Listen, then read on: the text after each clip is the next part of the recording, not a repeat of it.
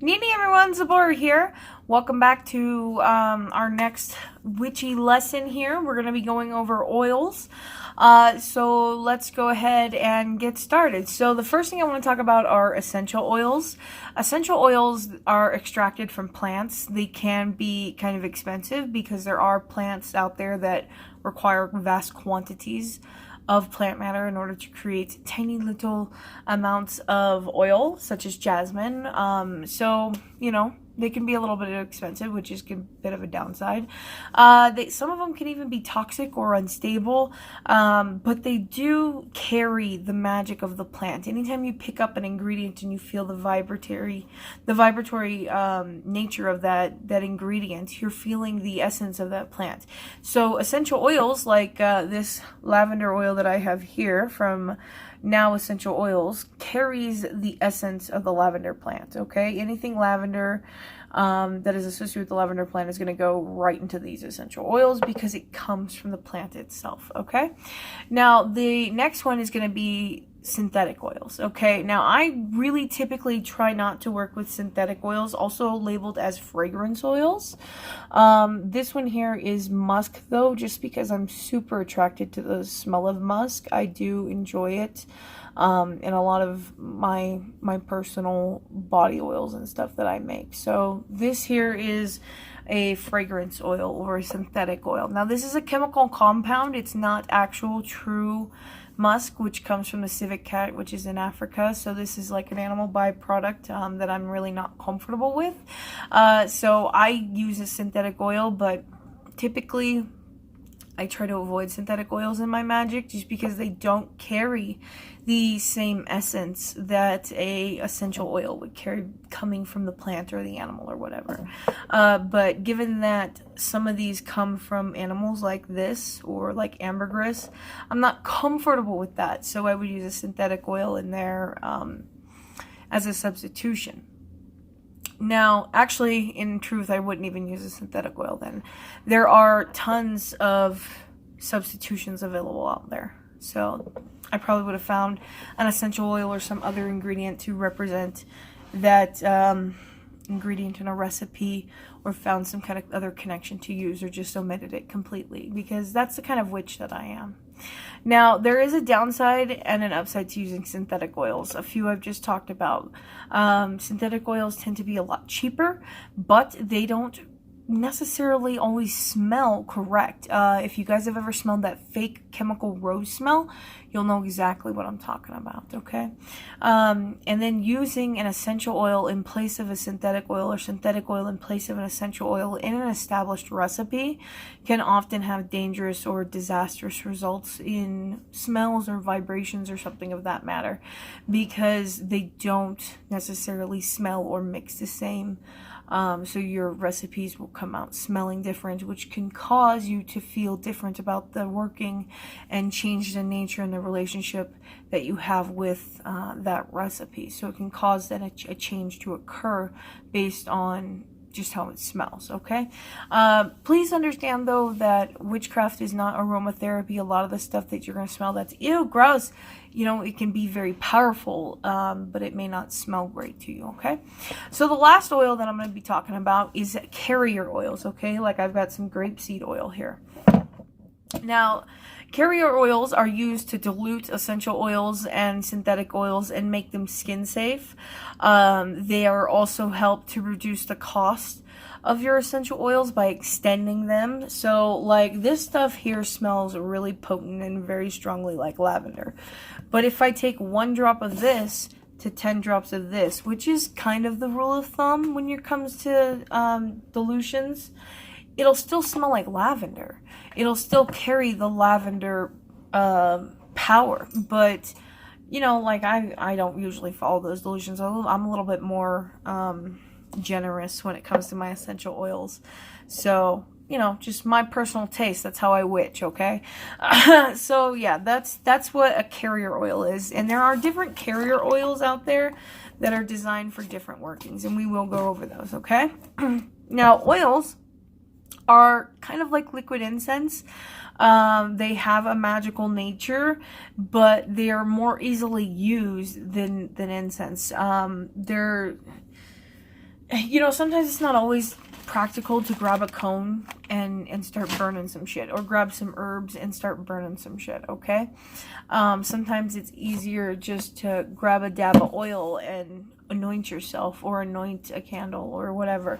And that's one of the other things that's really awesome about oils, whereas incense are just basically powders that are unburnt. Oils you can anoint paper petitions with. You can anoint yourself. Powders you don't really anoint yourself with. You would more use them in sachets and things of that nature. So oils can be a little bit more versatile than incense in certain situations. In my opinion, they basically just add a little bit more oomph to your spell. I use oils in just about every spell. I use candles in just about every spell. I use petitions in just about every spell. Everything that I'm going to be going through these lessons, we're going to eventually get to the point where we will be doing a spell based off of every step that we're going through right now. Okay, so there is a method to my madness, I promise. All right, now let's see here. Okay, so I talked a little bit about how there's different carriers.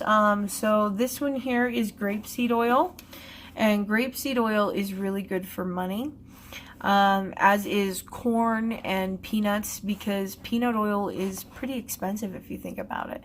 So for me, I identify peanut oil with money. Corn is golden, and gold is money, so I associate money and corn. For love, there's apricot kernel oil, and I do have some of that somewhere. Jojoba oil, almond oil.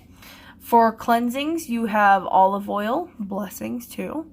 All-purpose oils would be like coconut oil. Corn oil is a good one. Grapeseed can also be an all-purpose oil. For hexing, you want to use mineral oil. Now, when you make lodestone oil, because that is a mineral oil itself, you also want to use mineral oil when making lodestone oil, okay? So that's just something to keep in mind. If you're making a mineral-based oil, then you want to use like mineral oil. It doesn't necessarily have to be used for hexing, but if you're going to be doing hexing, you probably should be using mineral oil, okay? Just something to keep in mind. Now, as I said before, when diluting, the rule of thumb is to do like 1 drop of this to 10 drops of this. But, you know, it's just going to be experimentation on your part. When it comes to baths and stuff, because we did talk a little bit about baths and scrubs and stuff before, you probably want to use between 5 and 15 raw essential oil drops and no more. It can wind up start burning your skin. You'll feel like a tingling or like a raw itchy feeling or something like that. You're having a reaction. You have too many essential oils in your bath. A good way to avoid that is to dilute them with minerals, because the minerals will carry the scent of the essential oils very well, whereas just dropping raw essential oils into hot water, it doesn't work as well, okay? So something to keep in mind, all right? Now, something that you can do with your oils is add dyes and whatnot.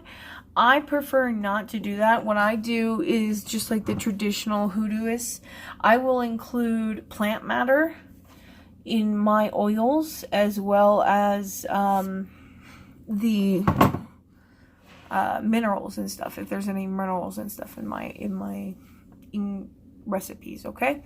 So that's just what I do. If I'm gonna be making, like I said, lodestone oil, I'll put little pieces of lodestone in the mineral oil.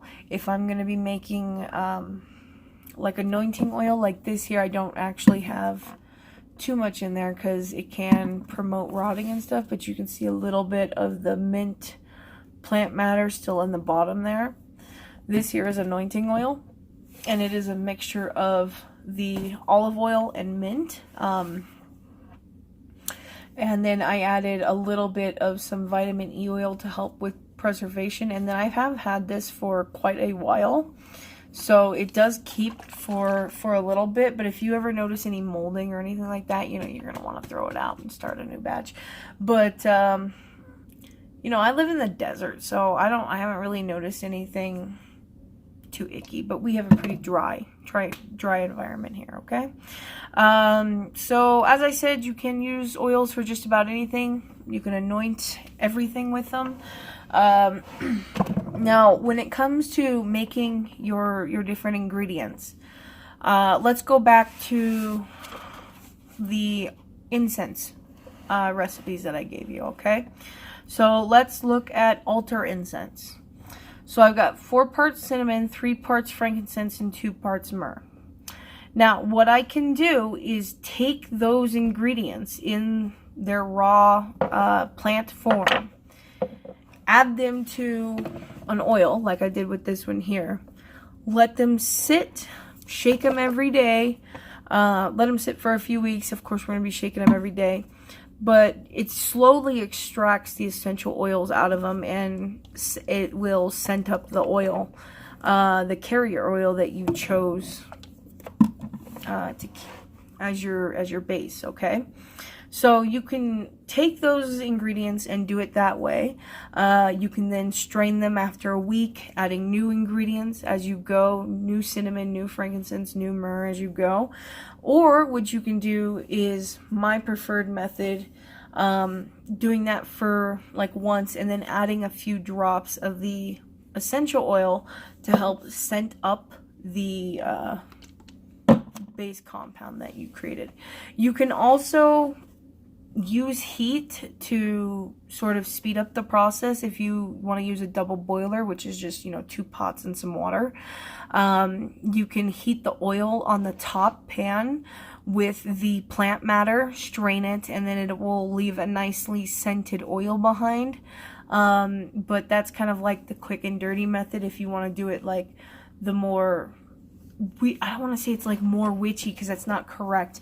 It's just my preferred way of doing it is letting it sit and extract naturally and then adding a few essential oils for some added oomph, okay? So you got to do it your way. That's the way that I do it. Now I'm going to go ahead and give you some recipes, some different recipes here. Like I said, you just take your plant matter, add it to your oils, okay? And you create compound oils. That's what these are. These are compound oils. So I'm going to give you a couple of different recipes here, since I already gave you a few in the incense one. Here we go. Bend over oil. You're going to use calamus root, cardamom pods, bergamot leaf or essential oils, and licorice root. You're going to use this oil to make others do your bidding, break hexes, return evil to its sender. This is an extremely potent recipe, okay? So that's bend over oil. Confusion oil. 3 drops of vetiver, paper wasp nest, red pepper, mineral oil. And if you want, you can add the color black, dyes, things of that nature. Up to you. This is going to be confusing to those. You can confuse those who try to cast a spell on you. It will also break all hexes and acts almost instantaneously when a hex is new. But this is still some good stuff to keep on hand for emergencies if you feel like you're being worked on, okay?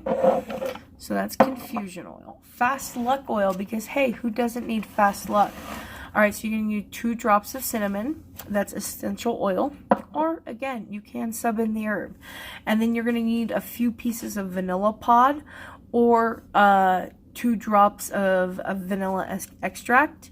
And then 1 drop of wintergreen, or again, some wintergreen mint leaves of something of that nature. That's going to draw in fast luck when it comes to money and love. Alright, so the last one that we're going to do is Van Van. Alright, and I'm going to give you the recipe here because I know it's getting a little long, and I'm going to cut to a new video when we make our Van Van, okay? So, the Van Van oil is going to be 10 drops of lemongrass, 5 drops of citronella, 2 drops of vetiver, 1 drop of palmarosa, 1 drop of patchouli, And then you're going to want to have dried lemongrass pieces in your bottle and then pyrite chips in your bottle, okay? Now, Van oil clears away negativity. It will grant luck with money, love, drawing in influential people, and it's a very all-purpose good oil. If you guys are fans of like Harry Potter, you guys know like Felix Felicis, kind of the same thing. It's a very lucky oil, okay?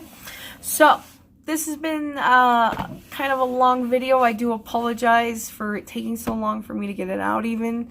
And thank you for sticking with me, guys. That's it for tonight. Sanapti. Needing everyone's support here, so I do apologize. I had to delete the lesson 9 video and edit it together with this video just because I did forget a few things in regards to the ancient Egyptians and what they used oil for. I was just so excited and eager to get to a lesson after a month that I kind of rushed things and I completely forgot a whole section. So let's do that now. So the ancient Egyptians definitely used oils and what are referred to as unguents in ancient times. On page 48 of An Ancient Egyptian Herbal by Lisa Manachet, I don't know. She depicts the extracting the essence of lilies by the ancient people right here. And as you see, they are pressing the lilies. They are basically bruising and extracting the juices here of the lily plant. And it looks like it's going into what is like a pot of wine or something. And that is something that was definitely done. If you look into the blue lily and its use in drunkenness, it's supposed to like enhance a euphoria. You're supposed to get like a little bit more of a high from it, supposedly. And it was something that the ancient Egyptians definitely used in their wine. But here on the next page, on 49, you will see a man carrying unguent jars in a funeral procession here. Okay, so oils definitely hold a place in the mundane and the magical world, just as they do today in our witchy world, or at least in mine. So, the Egyptians, primarily being the desert people that they were concerned with foul odors and offensive smells. That's why higher-ups were often bathed often. They would wear perfume. You guys have heard, of course, of the scented fat cones that the Egyptians would wear on the top of their wigs, and then the sun would melt the perfumed fat down their backs and stuff. Okay, that's all described here in Lisa's book. Okay, so check this book out if you get a chance to do it. And she even describes like how they would make it. I'm not saying go out and get yourself some ox fat and start boiling it, but you know, if you wanted to know, it's in here. So definitely something that the ancient Egyptians would have used.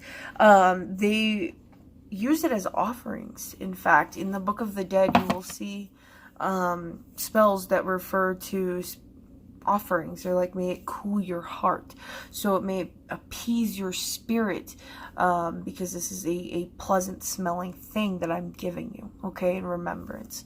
So definitely something that you guys should look into as your next witchy lesson. Experimentation is key. In fact, the ancient Egyptians, funny that Yolanda would have sent me this, because the ancient Egyptians would have stored their unguents and stuff in jars very similar to this, but they would have been made out of alabaster and not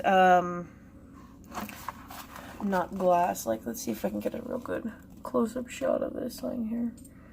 Yeah. Oh. So, that is it for tonight, guys. Sanapti.